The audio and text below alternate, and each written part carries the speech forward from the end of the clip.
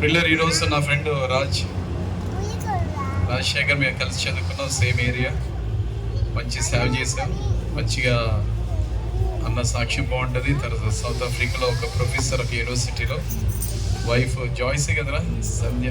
Okay, పెళ్ళికి మీ మధ్యవర్తి ఉన్నాను కదా, వెరీ గుడ్. మరి దేవుడు మంచి బాబుని కూడా ఇచ్చారు. అవతల చెల్లి వాళ్ళ మమ్మీ కరపత్రాలు పరిచర్య ఆంటీ గారు దేవుని సంద ఉన్నారు, వాళ్ళ డాడీ, ముగ్గురు అక్క చెల్లు, అందరూ దేవుడు ఉన్నతమైన స్థితిలో ఉంచాడు. ఓకే, నేను సమయాన్ని వేస్ట్ చేయను. ఈ సమయంలో నా ఫ్రెండ్ రాజుకి సమయం ఇస్తున్నాం. మీ ఇద్దరు కలిసి మంచిగా పరిచర్యలో ఒకరిలో మంచిగా ఉన్నాం. మరి అన్న నెక్స్ట్ యూఎస్లో సెటిల్ అయిపోతారు ఫ్యామిలీ తోటి. దేవుడి స్తోత్రం, హల్లెలూయా. అన్న నీకు టైం ఇస్తాను. Thank you. Praise the lord. ఫాస్ట్ గారు ప్రవచించారు ఇప్పుడు, అందరూ బట్టి దేవునికి మహిమకలను కనుక. యుఎస్ అసలు ఐడియా లేదు వెళ్దామని, ప్రయత్నాలు జరుగుతున్నాయి అనమాట. ఆయన ప్రవచించినట్లుగా ఈరోజు సమక్షంలో సంఘంలో అనేశారు. కాబట్టి మనం ఏదన్నా ఇతర నామం దేవుడి నామంలో కలిసి ప్రార్థన చేసి దేవుడు ఉంటాడు అన్నట్లుగా మన మధ్యలో ఆయన ఉన్నాడు. వాక్య ప్రకారంగా మరి ఆ మాట నిజం చేస్తారని నమ్ముతున్నాను. మీరు కూడా ప్రార్థించారు. హల్లెలూయా.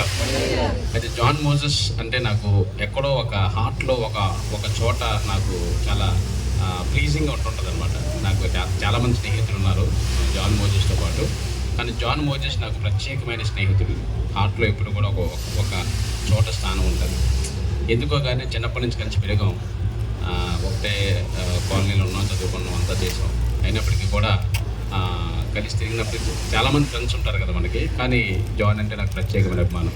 ఇంకోటి ఏంటంటే ఆ అభిమానం పెరగడానికి మరో కారణం ఏంటంటే మా వివాహం జరగడానికి మధ్యవర్తిగా కూడా ఆయన ఉన్నాడు. హల్లెలూయా.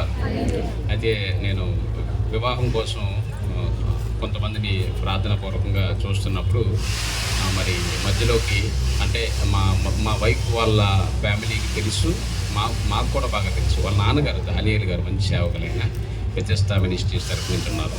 ఆయన మధ్యవర్తిగా ఉండడం వల్ల, ఇతను నాకు ఫ్రెండ్ అవడం వల్ల నాకు తోడు పెళ్లి కొడుకుగా కూడా ఉన్నట్లుగా నాకు బాగా గుర్తు. హల్లెలూయా. సో ఆ విధంగా మరి రిలేషన్షిప్ మాకు ఉంది. అందుని బట్టి దేవునికి వందనాలు. ఈ దినాన్ని మరి కొన్ని విషయాలు మనం దేవుని వాక్యాన్ని ధ్యానం చేద్దాం. దానికంటే ముందు చిన్న ప్రార్థన చేద్దామండి. అయితే ఎంతమంది సంతోషంగా ఉన్నారు ఈ దినాన్ని? హల్లెలూయా, హల్లెలూయా. దేవుని మందిరానికి వస్తున్నప్పుడు రకరకాల మనుషులు ఉంటారు. కొంతమంది సంతోషంగా వస్తారు, కొంతమంది బాధతో వస్తారు, కొంతమంది అయోమయంగా వస్తుంటారు, కొంతమంది అలాగే వెళ్తారన్నమాట. 2 hours ఉండొద్దాం అలా వెళ్ళిన వాళ్ళు కూడా ఉంటారు.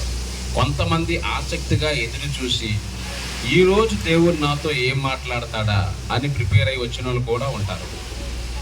కొంతమంది అనుకోకుండా అకస్మాత్తుగా వేరే చర్చికి వెళ్ళబోయి ఇది వచ్చేస్తారు. ఇలా కూడా జరుగుతూ ఉంటాయి. ఏది ఏమైనప్పటికీ కూడా దేవుని సన్నిధిలో మనం కూర్చున్నాము అంటే అది దేవుని చిత్తంలో భాగమైంది, దేవుడి ఏర్పాటయింది. ఈ దినాన్ని సంఘం బయటనే మనం కూర్చున్నాం. నాకు ఒక తలంపు వచ్చింది ఇప్పుడే కూర్చున్నప్పుడు.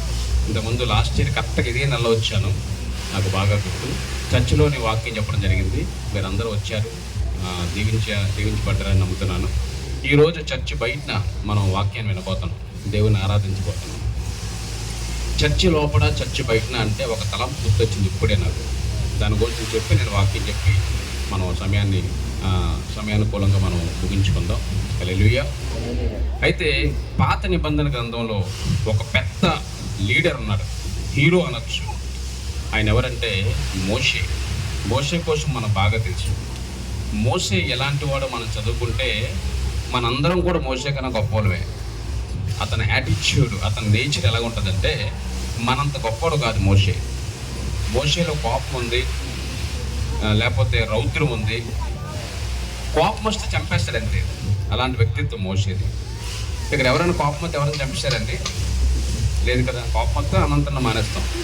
కోపం వస్తే 2 రోజులు తల్లిదండ్రులతోనే అమ్మ నాన్న లేకపోతే భార్య భర్తల మధ్యలో మాటలు ఉండవు, కుటుంబ ప్రాంతాలు మళ్ళీ కలిసిపోతారు. కానీ మోషే ఎలాంటి వాడు అంటే కోపం వస్తే చంపేస్తాడు వాడు, అంత భయంకరుడు మోషే. అలాంటి మోషే పాత నిబంధనలో లీడర్, హీరో అనొచ్చు అనమాట. అలాంటి వాళ్ళు దేవునికి కావాలి. ఈ రోజుల్లో మీరు చూసినట్లయితే మనము మన యొక్క నేచర్, మన యొక్క వ్యక్తిత్వాన్ని బట్టి దేవుడు మనల్ని వాడుకుంటుంటాడు. కొంతమంది అనుకోవచ్చు, నేను చాలా మంచోని కాదండి, నాకు మంచి ఉద్దేశాలు లేవు, నా ప్రవర్తన బాగోదండి, నాకు సరిగ్గా మాట్లాడడం చేత కాదు, ఎవరన్నా వస్తే వాళ్ళని అడ్రస్ చేయడం తెలియదు నాకు, మరి దేనికి పనికిరానండి, సరిగ్గా చదువుకోలేదని అనుకుంటాం. అలాంటి వాళ్ళని దేవుడు ప్రత్యేకంగా వాడుకుంటాడు. హల్లెలూయా. మీరు చూసినట్లయితే కొత్త నిబంధనలో కూడా మనం చూస్తాం, యేసుప్రభువు వారి శిష్యులుగా పిలిచిన వాళ్ళందరూ కూడా అర్హత లేని వారు.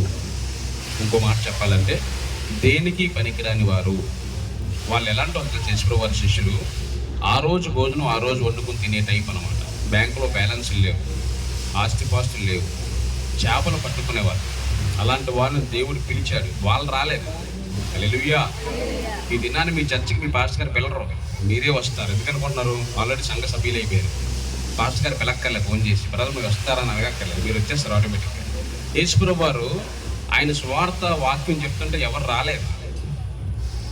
దేవుడు పిలుచుకున్నాడు కొంతమందిని, పేతురు గారిని అనొచ్చు, లేకపోతే కొంతమంది శిష్యులను ఆయన పిలిచాడు. పిలిచిన తర్వాత వాళ్ళు వచ్చారు. అంటే పరలోక రాజ్య సంబంధమైన వాక్యం చెప్పడానికి ఆయన పిలుచుకోవాల్సి వచ్చిందనమాట.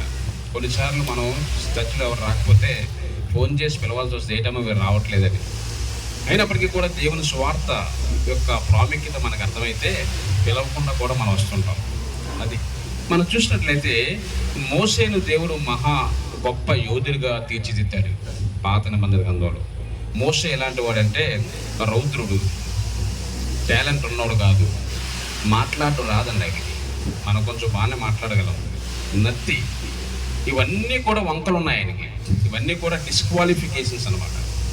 అలాంటి వాడు మరి దేవుడితో డైరెక్ట్గా హోరేబు పర్వతంలో అగ్ని ద్వారా మాట్లాడుతున్నప్పుడు, మండుతున్న పొదలోంచి మాట్లాడుతున్నప్పుడు, నేను ఏమాత్రం ఎలిజిబిలిటీ నాకు లేదు, నన్ను వదిలే ప్రభు అని బతిమాలుకున్నాడు. కానీ అతన్నే దేవుడు ఎన్నుకున్నాడు. హల్లెలూయా. మోషే చేసిన పని ఏంటో తెలుసా?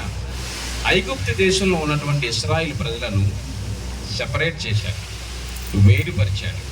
వేరుపరిచి వాళ్ళను కానాను దేశానికి తీసుకెళ్ళడం కోసం రకరకాల బాధలు అనుభవించి ఇబ్బందులు పడి కొన్ని సంవత్సరాలు కష్టపడితే ఐగుప్తు దేశం నుంచి ఇశ్రాయేలు ప్రజల్ని వేరు చేశాడు మోషే. హల్లెలూయా.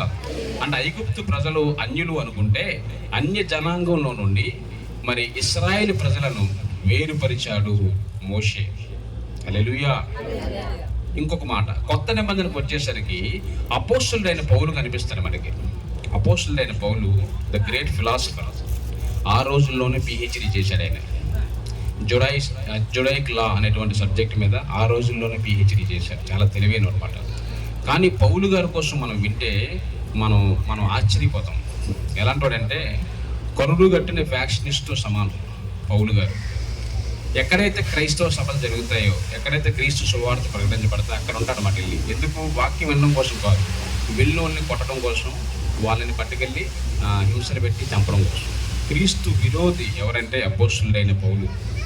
కానీ అపోస్తలుడైన పౌలు దేవుడు ఎలా మార్చాడంటే కొత్త నిబంధనలో 13 పుస్తకాలు రాశాడండి అపోస్తలుడైన పౌలు. హల్లెలూయా. అంటే క్రీస్తు విరోధిగా పనిచేసినటువంటి వ్యక్తి క్రీస్తుకు మూల స్తంభంగా మారిపోయాడు కొత్త నిబంధనలో. హల్లెలూయా. ఈరోజు మనందరం కూడా మన యొక్క జీవిత విధానము అంత భయంకరంగా లేదు. మనందరం మంచి వాళ్ళమే, ఎవరికి అన్యాయం చేసిన వాళ్ళం కాదు, మనం చెడ్డవాళ్ళం కాదు. అప్పుడప్పుడు చిన్న చిన్న బలహీనత వల్ల టీవీలో సినిమాలు చూడొచ్చేమో, లేకపోతే అబద్ధాలు ఆడొచ్చేమో, కానీ అంత చెడ్డవాళ్ళం కాదు. మనందరం కూడా మానవత్వం కలిగిన వాళ్ళకి.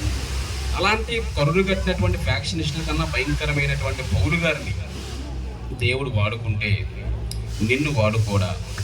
హల్లెలూయా.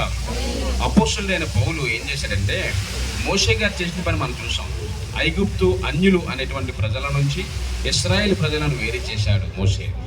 పౌలు ఏం చేశాడంటే వేరు చేయబడినటువంటి ఇశ్రాయేలు ప్రజల్లో నుంచి వాక్యాన్ని తీసి అన్యులకు ప్రకటించాడు. హల్లెలూయా. మోషే మనం చూసినట్లయితే మోషే ఇశ్రాయేలు ప్రజలను వేరు చేశాడు. అపోస్తలుడైన పౌలు జతపరిచాడు. హల్లెలూయా.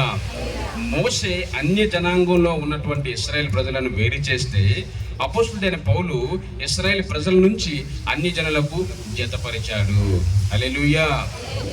ఈ పౌలు గారికి మోషే గారికి మధ్యలో మన బైబిల్లో చూస్తే పాత నిబంధన కొత్త నిబంధనలు ఉంటాయి కదా, మధ్యలో తెల్ల పేపర్ ఉంటుంది, మధ్యలో 400 సంవత్సరాల గ్యాప్ ఉందన్నమాట. ఆ గ్యాప్లో మరి దేవుని యొక్క ఛాయలు మనకు కనిపించలేదు, ప్రార్థన చేయడం అది కనిపించలేదు. అలెగ్జాండర్ ద గ్రేట్ కొంతమంది పరిపాలన చేశారు, దేవుని యొక్క ప్రభావం లేదు ఆ గ్యాప్లో. కానీ ఆ తర్వాత 400 సంవత్సరాల తర్వాత యేసు ప్రభువారు ఉద్భవించినట్లుగా మనం చూస్తాం. హల్లెలూయా. యేసు ప్రభువారు చేసిన పని ఏంటంటే నాయకుడిగా ఉన్నాడు మోషే వలె, అట్లాగే శిష్యుడు వలె శిష్యరికం చేసినటువంటి పౌలు వలె మరి శిష్యరికాన్ని చేశాడు యేసు ప్రభువారు. అలాగే నాయకత్వాన్ని కూడా మనకి నేర్పించాడు. హల్లెలూయా. మరి మోషే నాయకత్వం కలిగినటువంటి వ్యక్తి అయితే పౌలు శిష్యరికం చేసినటువంటి వ్యక్తి. మరి యేసు ప్రభువారు మధ్యలో నాయకత్వాన్ని కలిగి ఉన్నాడు, శిష్యరికాన్ని కూడా మనకు నేర్పించాడు. హల్లెలూయా. మనం ఇప్పుడు శిష్యరికం అనేటువంటి యుగంలో ఉన్నాం. మనం శిష్యరికం చేస్తున్నాం, శిష్యులుగా మనం ఉన్నాం.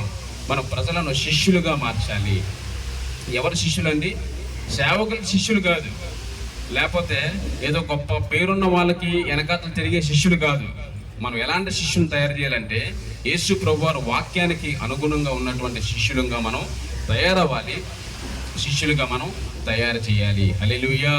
ఇది ఉపోద్ఘాతం అండి. అయితే నేనేమనుకున్నానండి, దినాన్ని వచ్చిన థాట్ బట్టి చెప్తున్నాను. ఈ విషయం అంతా కూడా ఇప్పుడు వచ్చినటువంటి థాట్తో మీకు మాట్లాడుతున్నాను. ఇప్పుడు సంఘము మందిరము లోపల మనం ఉన్నాం, ఈరోజు మందిరం బయటకు వచ్చాం. అర్థమవుతుందండి? అంటే మోసే ఐగుప్తులో నుండి ఇశ్రాయేల్ ప్రజలను వేరు చేశాడు కదా, ఇప్పుడు అలా కనిపిస్తుంది. మనందరం కూడా లోకంలో నుండి మనం బయటపడ్డాం అన్నట్టు కనిపిస్తుంది. అంటే సంఘంలో ఉన్నాం ఇప్పుడు దాకా మనం. ఇప్పుడు ఈరోజు ఏమైంది, మనకి బయటకు వచ్చి రోడ్డు మీద ఆరాధన చేస్తున్నాం. ఇలాగే అపోస్తలుడైన పౌలు సంఘాన్ని బయటికి తీసుకొచ్చి వాళ్ళలో ఉన్న వాక్యాన్ని బయటికి తీసి అంజులకు అందించి ప్రజలందరినీ కూడా అంజులందరినీ కూడా క్రైస్తవులుగా మార్చారు. అంటే క్రీస్తును అందించాడు అపోస్తలుడైన పౌలు. హల్లెలూయా. ఈ దినాన మనం నేర్చుకోవాల్సిన విషయం ఏంటంటే ఎంతమంది క్రీస్తు శిష్యులుగా ఉంటున్నారు, ఎంతమంది క్రీస్తు శిష్యులను చేయడానికి పూనుకుంటున్నారు అనేటువంటి విషయం మనం ఆలోచన చేయాలి.